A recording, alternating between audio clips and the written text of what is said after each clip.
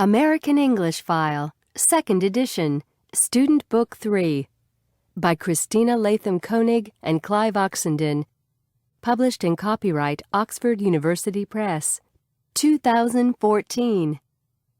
CD 3. 3.2. Sports. People and places. 3. Captain. 7. Coach. 1. Fans. 5. Players.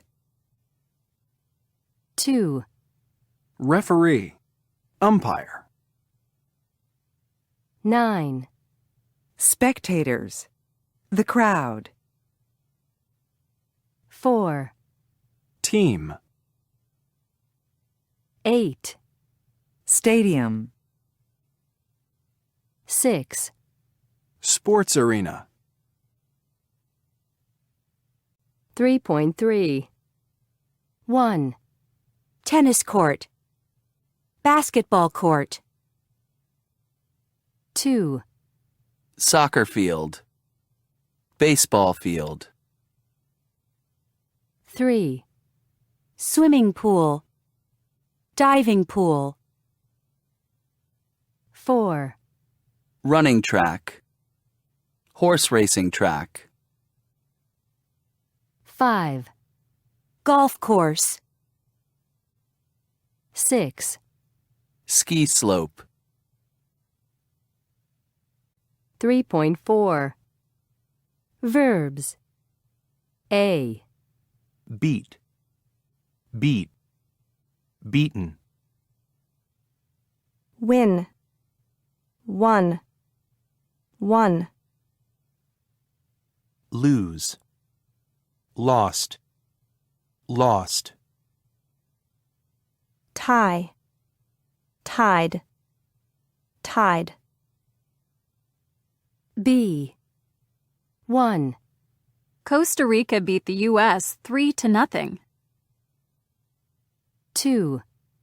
Costa Rica won the game 3-0. 3. The Chicago Bulls lost 78-91 to the Boston Celtics. 4. Spain tied with Brazil 2-2. 3.5. 1. Professional sports people have to train every day.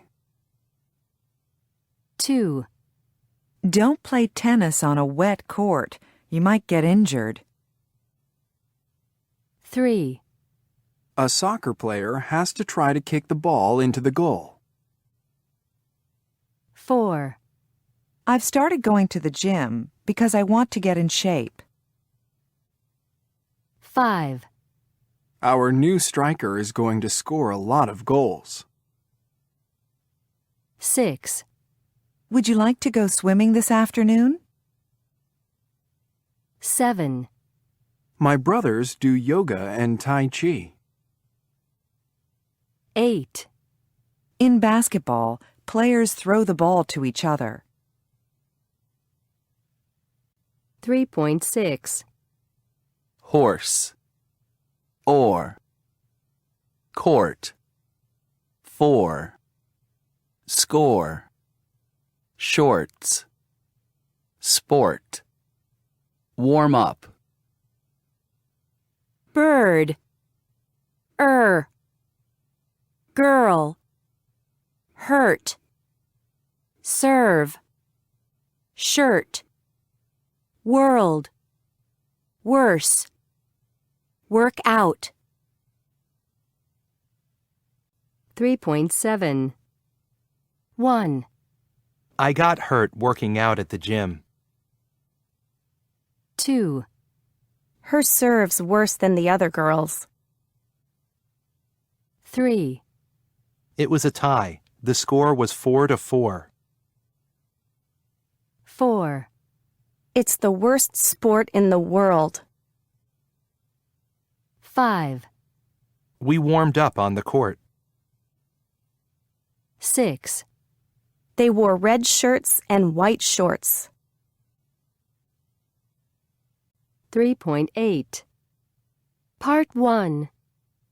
What made you want to become a soccer referee, or football referee, as you would call it?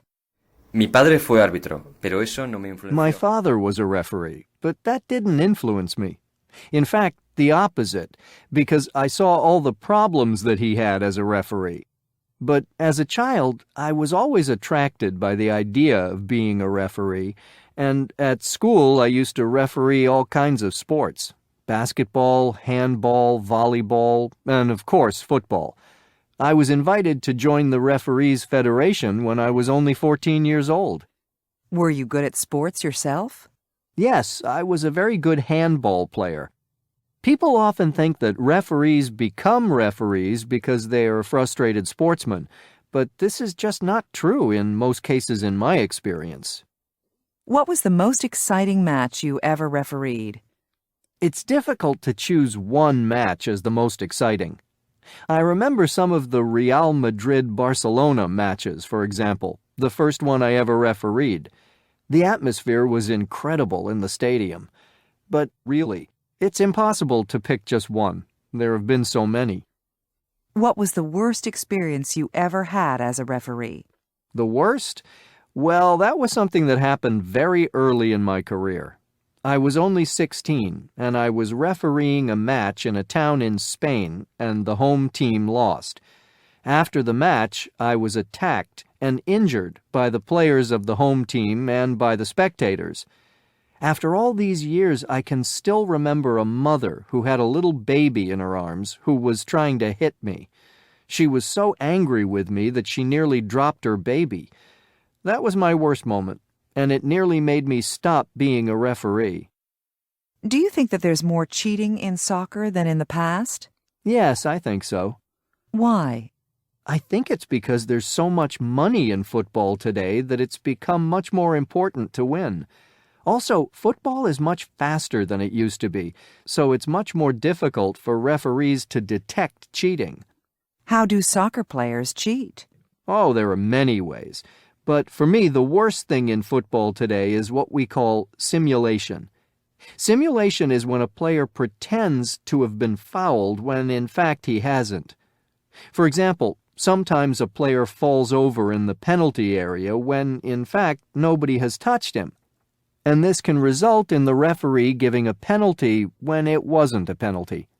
In my opinion, when a player does this, he's cheating not only the referee, not only the players of the other team, but also the spectators, because spectators pay money to see a fair contest. 3.9. Part 2. What's the most difficult thing about being a referee? The most difficult thing is to make the right decisions during a match. It's difficult because you have to make decisions when everything's happening so quickly. Football today is very fast. You must remember that everything is happening at 100 kilometers an hour. Also, important decisions often depend on the referee's interpretation of the rules.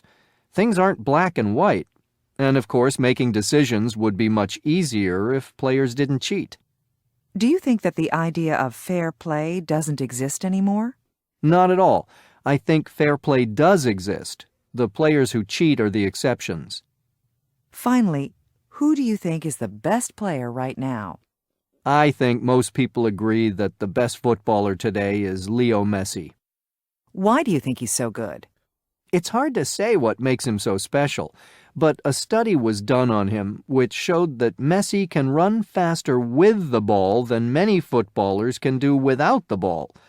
Apart from his great ability, what I also like about him is that he isn't the typical superstar footballer. You can see that he enjoys playing football, and he behaves in public and in his personal life in a very normal way. That's unusual when you think how famous he is. And what's more, he doesn't cheat. He doesn't need to. 3.10. She was born in Seoul. They got married last year. On the way to Rome, we stopped in Florence for the night. The plane didn't arrive on time.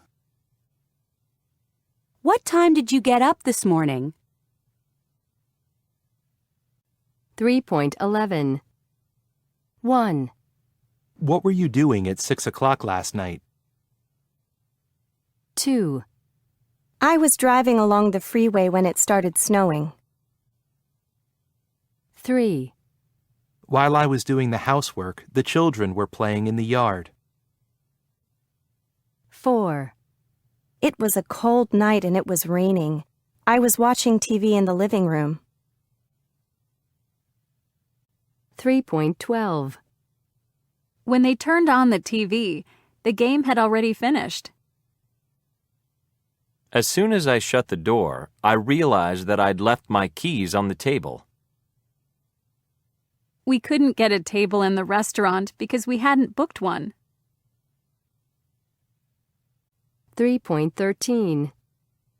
It was a cold night, and it was raining. I was watching TV in the living room. Suddenly, I heard a knock at the door.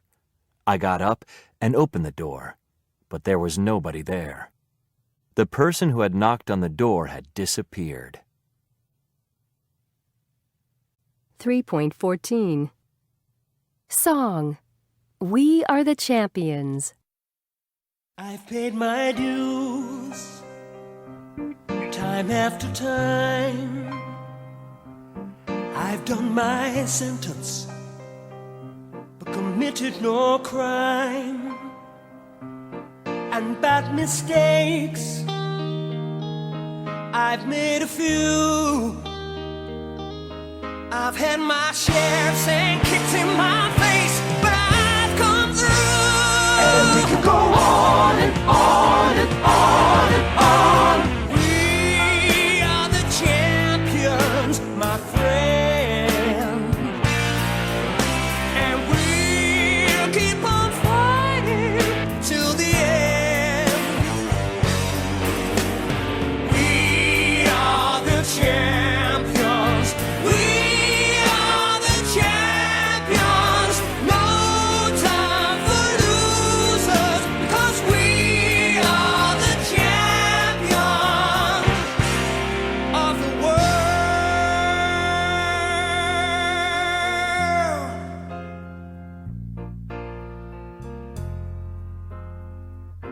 I've taken my bows, my curtain calls. You brought me fame and fortune and everything that goes with it. I thank you all. But it's been no bed of roses, no pleasure cruise. I consider it a challenge before the whole human race that I'd never lose. And we can go on and on and on and on. We are the champions, my friend. And we'll keep on fighting till the end. We are the champions. We are the champions. No time for losers, because we are the champions of the world. We are the champions, my friend. And we'll keep on fighting till the end. We are the champions. We are the champions. No time for losers, because we are the champions.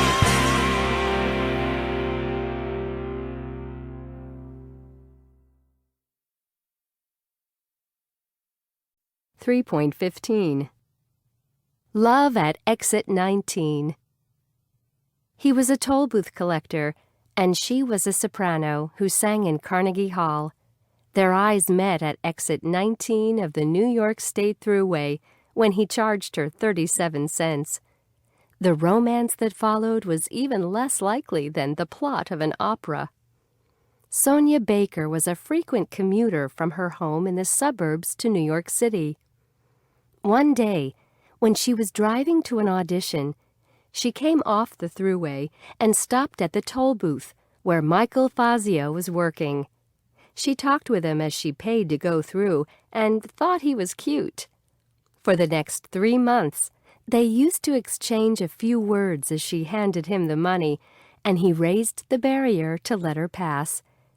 It was mostly, "What are you doing today? Where are you going?" she said. They learned more about each other. For example, that Sonia loved Puccini and Verdi, while Michael's love was the New York Yankees. But their conversation suddenly came to an end when Michael changed his working hours. "He used to work during the day," said Sonia, "but he changed to night shifts." Although Michael still looked out for Sonia's white Toyota Corolla, he did not see her again for 6 months. When Michael's working hours changed back to the day shift, he decided to put a traffic cone in front of his lane. He thought, "It will be like putting a candle in a window." Sonia saw it, and their romance started up again. "I almost crashed my car on various occasions," she said, trying to cross several lanes to get to his exit. Finally, she found the courage to give Michael a piece of paper with her phone number as she passed through the toll. Michael called her, and for their first date, they went to see the movie Cool Runnings, and then later they went to an opera, La Bohème, and to a Yankees game. They are now married and living in Kentucky, where Sonia is a voice and music professor at Murray State College, and Michael runs an activity center at a nursing home. It turned out that she had given him her number just in time. A short while later, she moved to New Jersey and stopped using the New York State Thruway. "I might never have seen him again," she said. 3.16 1. Sarah and I met in college when we were cast in the University of New Hampshire Theater Department's production of Susanna Centeliever's The Basset Table. We met on stage at the Hennessy Theater during the first play rehearsal. We became good friends, and I started walking her home after rehearsal ended on most nights. We fell in love and continued to date each other throughout college. After we graduated, we moved to Chicago together to start a small theater company. Once we decided to get married, we moved back to New Hampshire and had our ceremony on the stage in the Hennessy Theater where we first met. 2. Back in 2005, I was doing the online dating thing. But this is no online dating story. One morning, I received an email from a guy named Dan in Chicago. Apparently, he thought I was the perfect match for his friend Greg in Boston. I can't remember whether I was feeling really optimistic or really desperate that morning, but I agreed to email Greg. We exchanged a few emails, met, and got along really well. I thought it was amazing that Greg's friend was able to pick me out of thousands of women. Well, it turns out that Dan wasn't so amazing. He had actually emailed over 20 women for Greg on the dating site. So, to all of the women out there who didn't respond to Dan and take a chance on Greg, thank you. He is the love of my life, my husband, and soon-to-be father of my first child.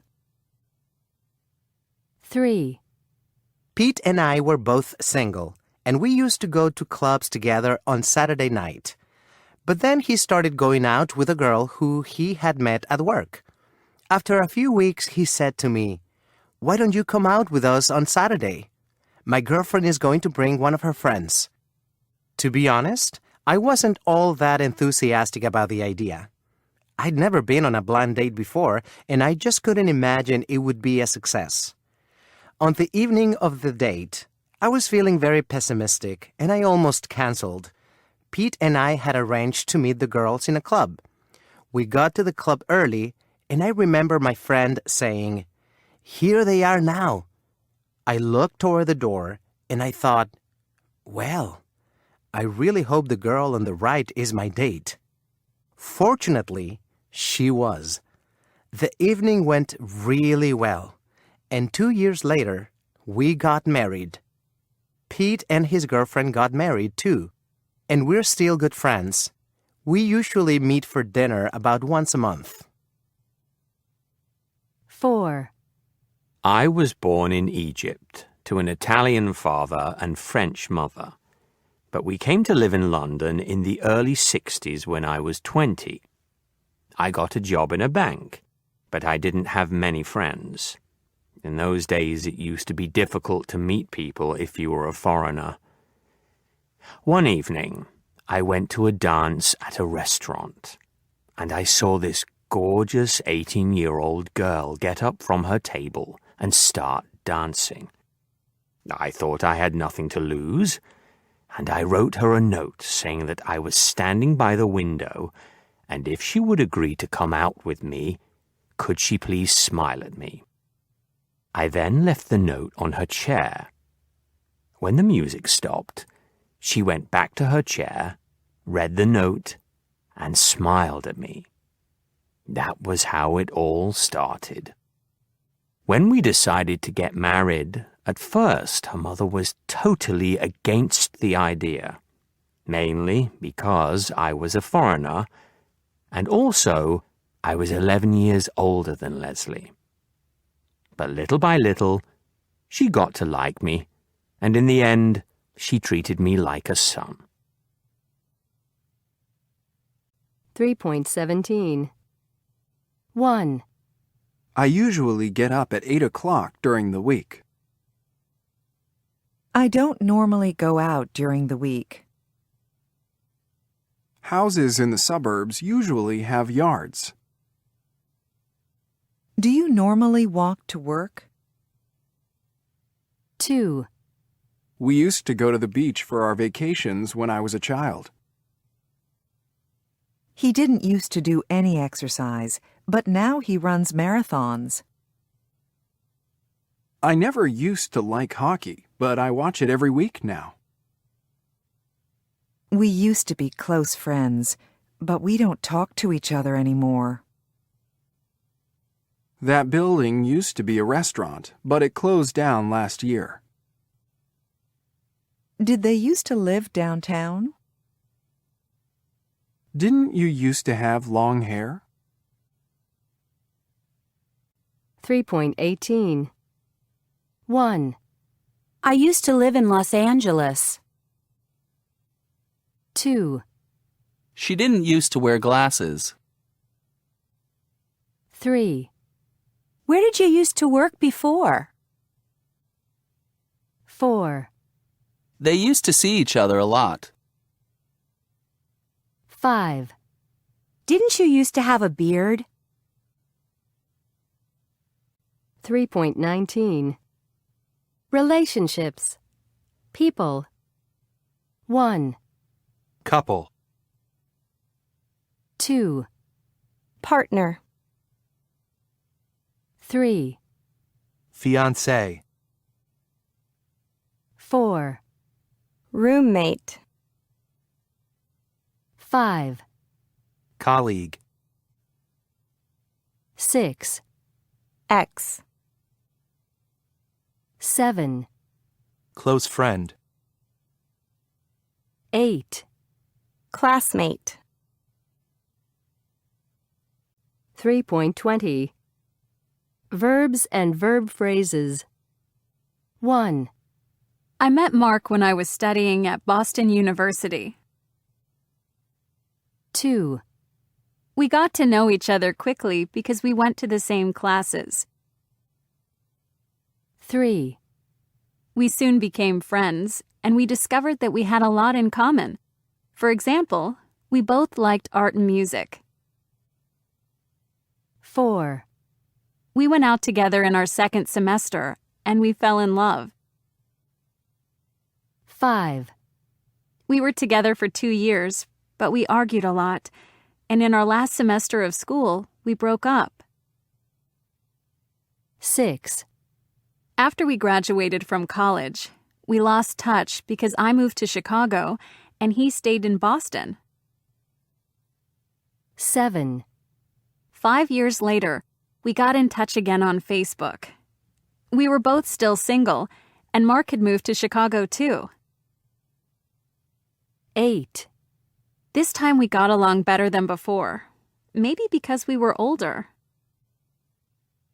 9, After 2 months, Mark proposed, and I accepted. 10, We got married last summer. A lot of our old college friends came to the wedding.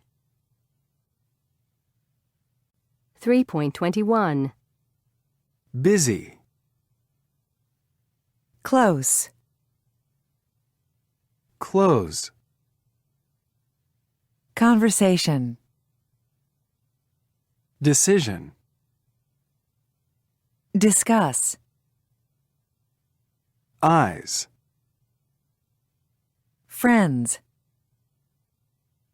Lose. Music.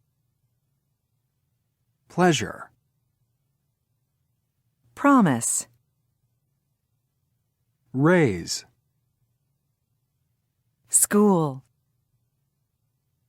Somebody. Sport. Sugar. Summer. Sure. Unusual. Used to. Usually. Various. 3.22, Snake. S. Close. Conversation. Discuss. Promise. School.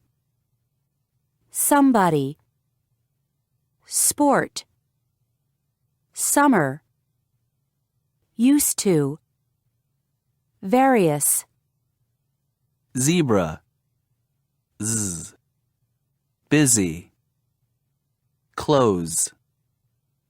Eyes. Friends. Lose. Music. Raise. Shower. Sh. Sugar. Sure. Television. Zh. Decision. Pleasure. Unusual. Usually. 3.23,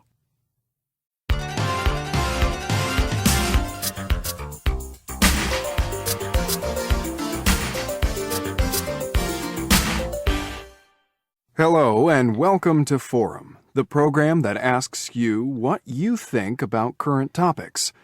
Today, Martha Park will be talking about the social networking site Facebook, how we use it, how much we like it or dislike it. So get ready to call us or text us and tell us what you think. The number, as always, is 555-4318. Martha. Hello. Since Facebook was first launched in 2004, a lot of research has been done to find out what kind of people use it, what they use it for, and what effect it has on their lives. According to a recent study by consumer research specialist Intersperience, the average 22-year-old in Britain has over 1,000 online friends. In fact, 22 seems to be the age at which the number of friends peaks. It also appears that women have slightly more online friends than men. And another study from an American university shows that people who spend a lot of time on Facebook reading other people's posts tend to feel more dissatisfied with their own lives because they feel that everyone else is having a better time than they are. So, over to you. Do you use Facebook? How do you feel about it? Can you really have 1,000 friends? Are social networking sites making us unhappy? Call in and share your experiences. 3.24, And our first caller is Young. Go ahead, Young. Hi. Yeah, I use Facebook a lot every day. I think it's a great way to organize your social life and keep in touch with your friends. I have a lot of friends. How many friends do you have, Young? Right now, I have 1,042. And how many of them do you know personally? About half, maybe. And what do you use Facebook for? For me, it's a good way to get in touch with my friends without having to use the phone all the time. When I'm having a busy week at school, I can change my status so I can let my friends know I can't go out. That's a lot easier than wasting time telling people, "Sorry, I'm too busy to get together." It's just easier and quicker than using the phone. Thanks, Young. We have another caller. It's Beth. Hello, Beth. Hi. I don't use Facebook or any other social networking site. Why's that, Beth? Well, 2 reasons.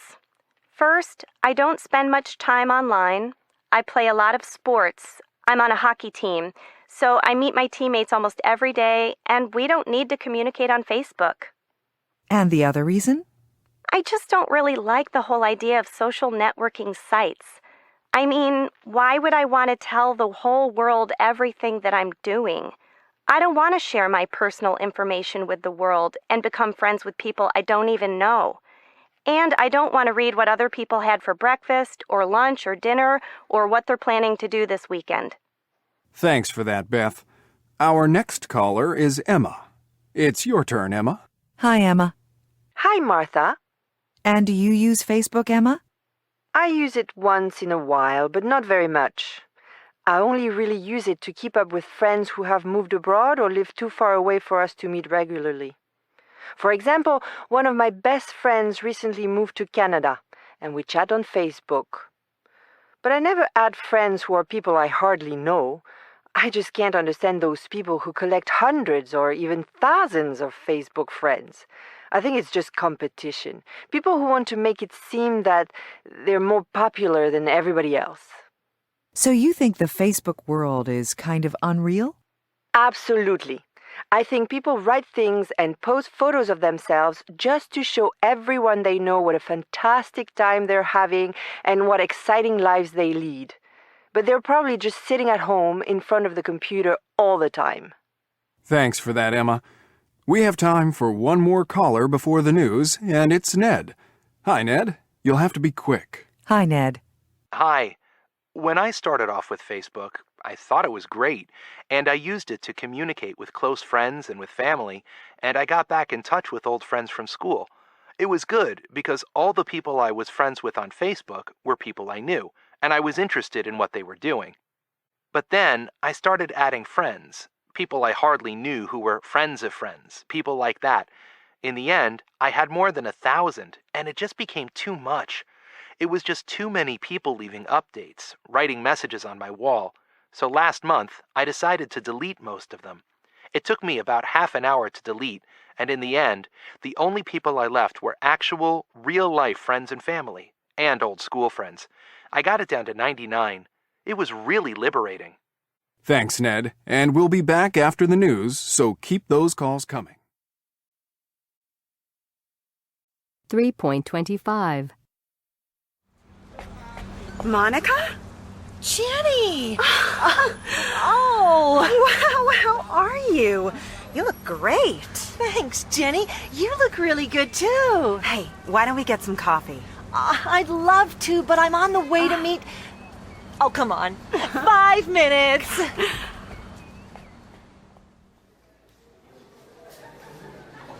So, how is everything? Oh, great. Things couldn't be better, actually. Scott and I, we're getting married. You're what? Congratulations. Oh, thank you. When did you get engaged? Only a few days ago. I'm glad I saw you, actually. I was going to call you. We've only told family so far. I can't believe it.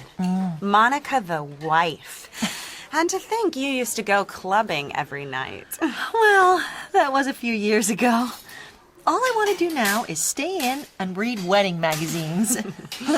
And how are the plans coming along? Oh, I haven't done anything yet. My mom and Scott's mom want to organize the whole thing themselves. That's what mothers are for. True. But what about you? You look fantastic. Well, I guess I'm kind of happy too. Uh-huh. What's his name? Rob. Oh, you've been keeping him very quiet. Is it serious? It's kind of, you know. So it is. It's still early. We haven't been together for long. He only moved here from London a few months ago. What? He's British? And you think you couldn't persuade him to stay in New York? That won't be easy. I think he likes it here. You know how guys are. You never know what they're thinking. When can I meet him? That's him now.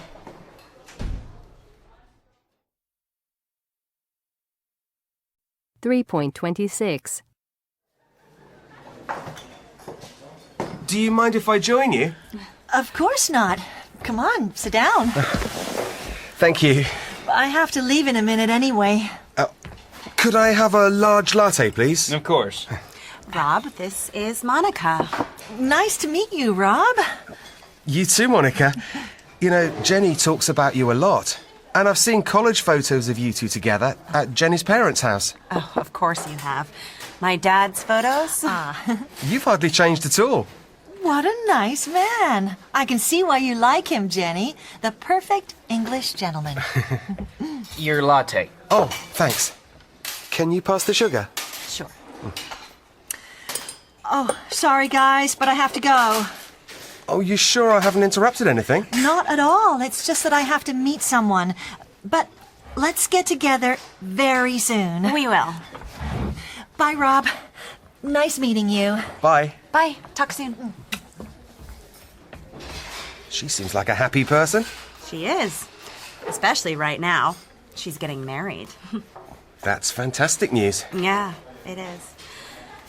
I guess we're at that age now, when most of our friends are settling down and getting married.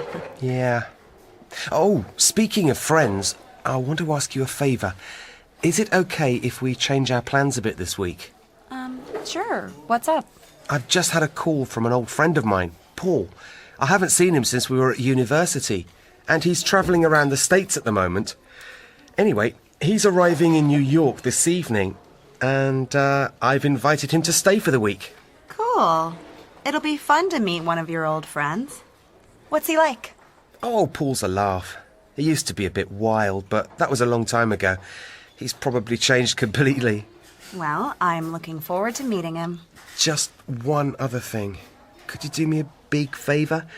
I have to work late this evening, so would you mind meeting him at the airport? Not at all. I'd like to meet him. And do you think you could take him to my flat? I'll give you the keys. No problem, Rob. Thanks so much, Jenny. You're a real star.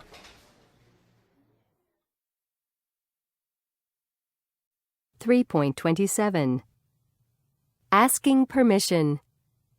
1. Do you mind if I join you? Of course not. Come on, sit down.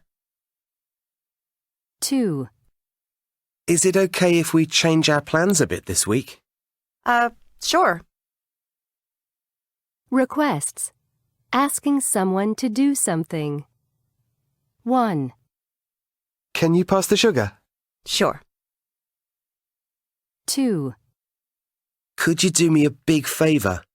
I have to work late this evening, so would you mind meeting him at the airport? Not at all. I'd like to meet him. 3. And do you think you could take him to my flat? I'll give you the keys. No problem, Rob. 3.28 Do you mind if I join you? Of course not. Is it okay if... Sure. Can you pass the sugar? Sure. Could you do me a big favour? Would you mind meeting him? Not at all. Do you think you could take him? No problem. 3.29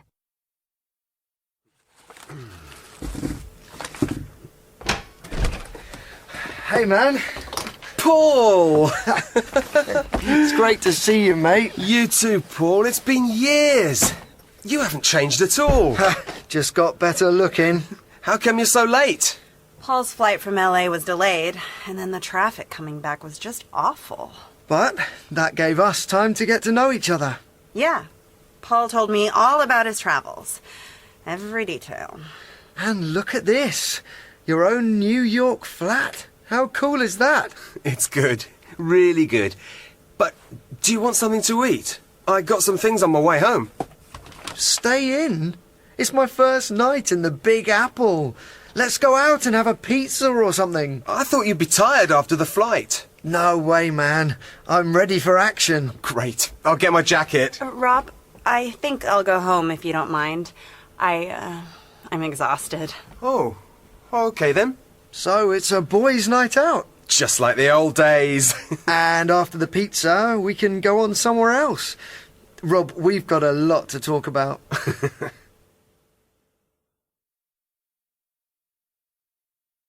3.30. Hey, man. It's great to see you, mate. How come you're so late? No way, man. Rob, I think I'll go home if you don't mind.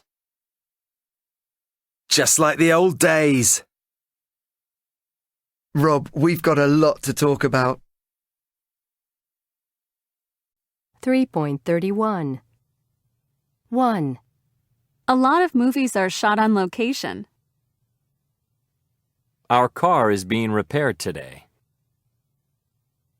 Andy's bike has been stolen. The director died when the movie was being made. You'll be picked up at the airport by one of our staff. This bill has to be paid tomorrow. 2. Batman Begins was directed by Christopher Nolan. 3.32. 1. The movie is based on a famous book. 2. The house was built in the 16th century. 3. The castle has been visited by thousands of tourists. 4. The tower was designed by a famous architect. 5. Where is it being filmed? 6. Who was it written by? 3.33. Movies. Kinds of movies. 5. An action movie. 3. An animated movie. 12. A comedy. 1. A drama. 11. A historical movie. 6. A horror movie. 2. A musical. 10. A romantic comedy. 9. A science fiction movie. 7. A thriller. 4. A war movie. 8. A western. 3.34. People and things. 1. Cast. 2. Star. 3. Soundtrack. 4. Plot. 5. Scene. 6. Audience. 7. Sequel. 8. Special effects. 9. Script. 10. Extra. 11.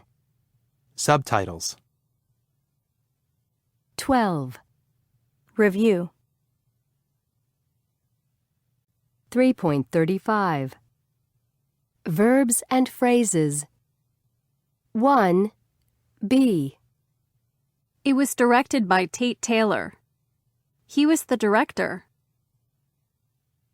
2. D.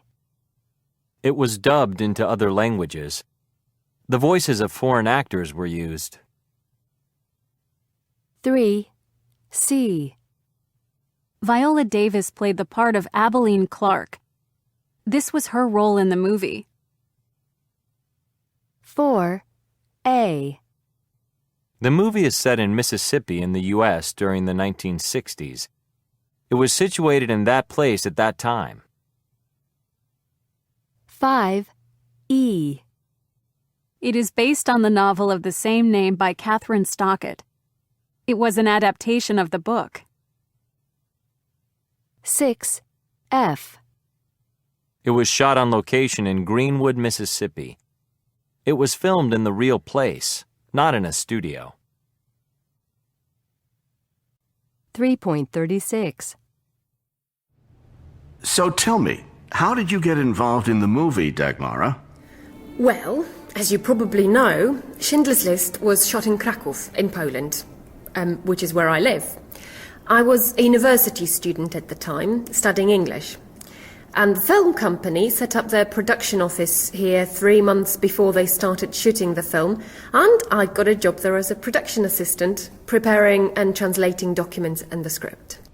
But how did you get the job as Steven Spielberg's interpreter?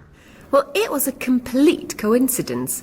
Just before the shooting started, there was a big party in one of the hotels in Krakow for all the actors and the film crew, and I was invited too.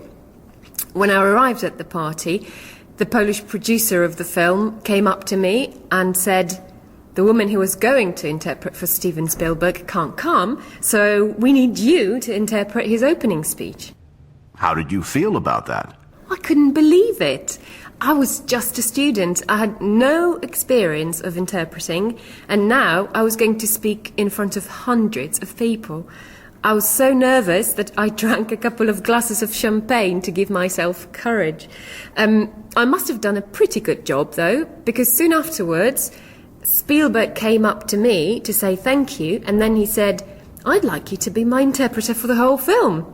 I was so stunned, I had to pinch myself to believe that this was happening to me. 3.37. So what exactly did you have to do? I had to go to the film set every day and translate Spielberg's instructions to the Polish actors and also to the extras. I had to make them understand what he wanted them to do. It was really exciting, and I often felt as if I was a director myself. So, was it a difficult job? Sometimes it was really hard. The worst thing was when we had to shoot a scene again and again because Spielberg thought it wasn't exactly right. Some scenes were repeated as many as 16 times, and then sometimes I would think that maybe it was my fault, that I hadn't translated properly what he wanted, so I'd get really nervous. I remember one scene with lots of actors in it, which we just couldn't get right, and Spielberg started shouting at me because he was stressed. Eventually, we got it right, and then he apologized, and I cried a little because I was also very stressed. And after that, it was all right again. So, was Spielberg difficult to work with? Not at all. I mean, he was very demanding. I had to do my best every day. But he was really nice to me. I felt he treated me like a daughter. For instance, he was always making sure that I wasn't cold. It was freezing on the set most of the time. And he would make sure that I had a warm coat and gloves and things. Did you ever get to be an extra? Yes, twice. I was going to be in 2 party scenes, and I got to wear beautiful long dresses and high heels. Unfortunately, one scene didn't make it to the final cut of the film, and before we started shooting the other one, I tripped walking down some stairs and twisted my ankle really badly. I was in so much pain that I couldn't take part in the filming. And that was the end of my acting career. I still have the photos of me looking like a girl from the 40s, though. Have you ever worked with Spielberg again? Yes. A year later, he invited me to interpret for him again, this time during the premiere of Schindler's List in Poland, which was broadcast live on national television. Before that, he had also asked me to come to work as a production assistant on his next movie in Hollywood. I was very tempted and thought really hard about it, but I hadn't finished my studies yet, and all my family and friends were in Poland, so in the end, I decided not to go. Do you regret it? Not at all. I had my moment, and it was unforgettable, but that was it.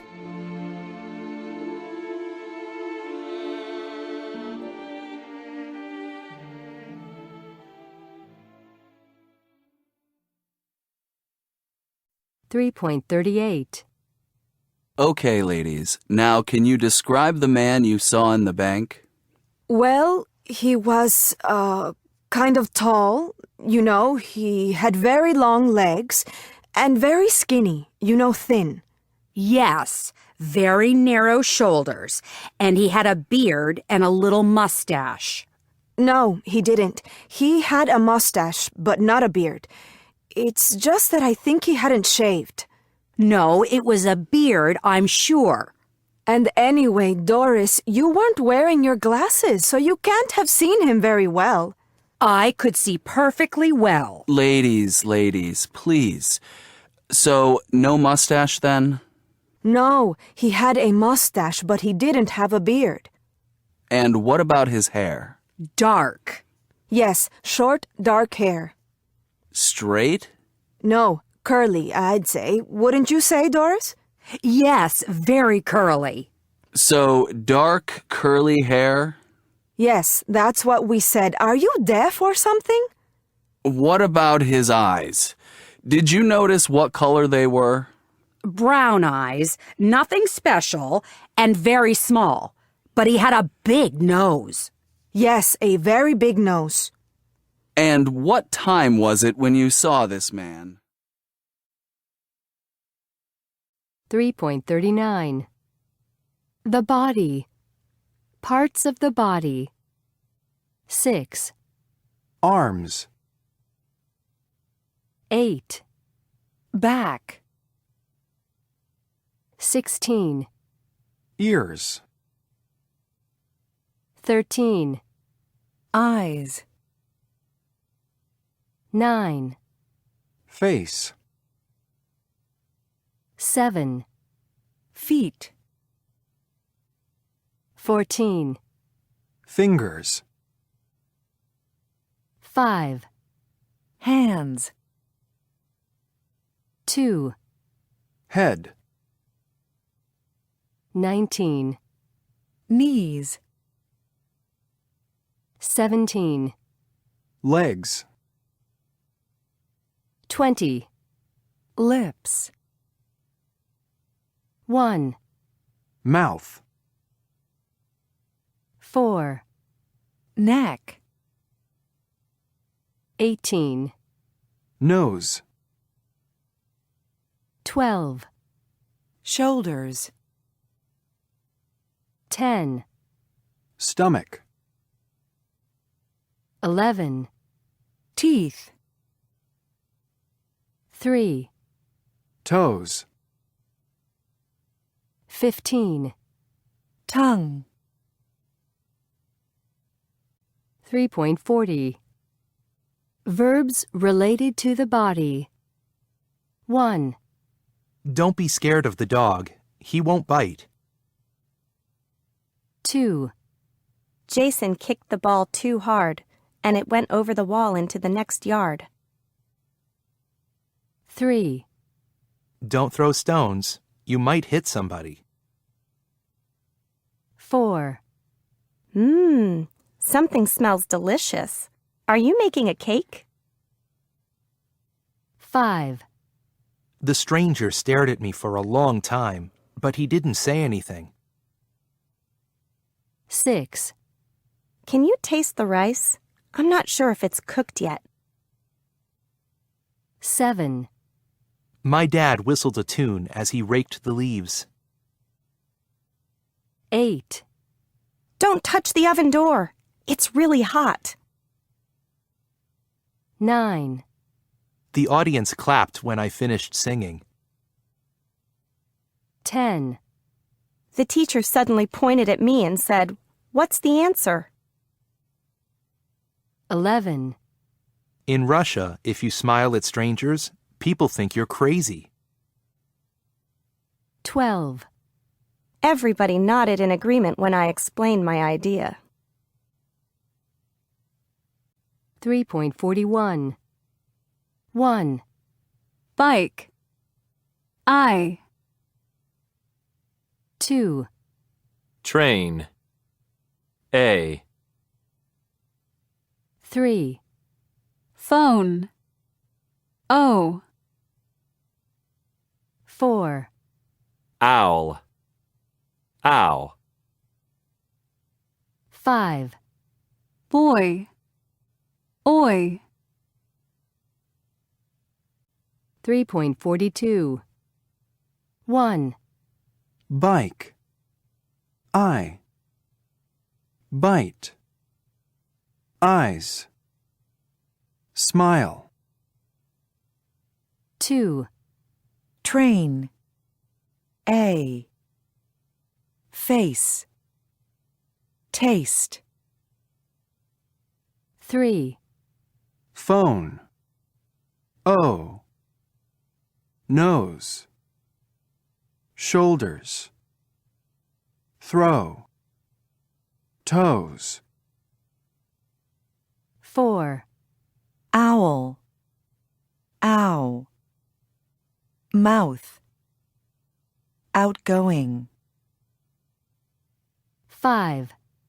Boy. Oi. Pointy. Voice. 3.43. Song. I Got Life. I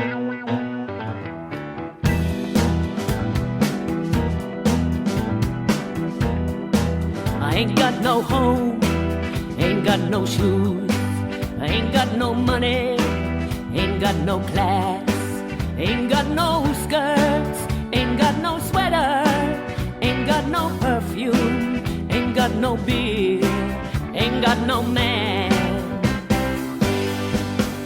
Ain't got no mother, ain't got no culture, ain't got no friends, ain't got no schooling, ain't got no love, ain't got no name, ain't got no ticket, ain't got no token, ain't got no God.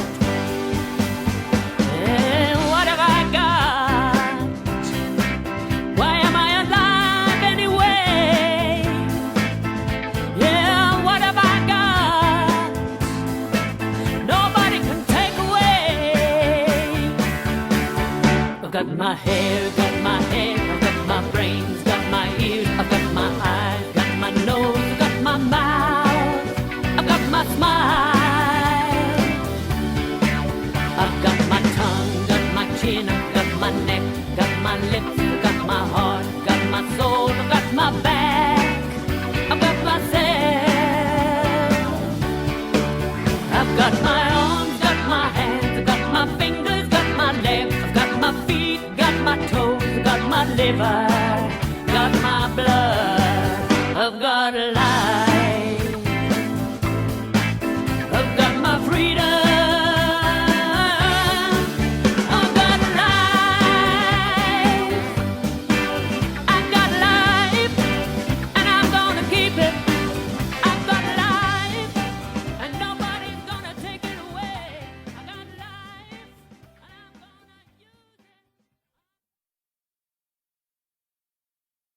3.44.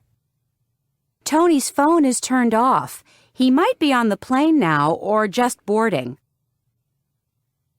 Laura might not like that skirt. It's not really her style. I don't know where Kate is. She may be at work or at the gym. I'm surprised that Ted isn't here. He may not know that the meeting is today. 3.45. Brandon can't earn much money at his job. He's still living with his parents. That woman can't be Jack's wife. Jack's wife has dark hair. 3.46. The neighbors must be out.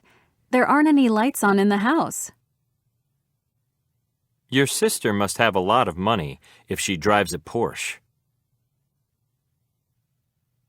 3.47.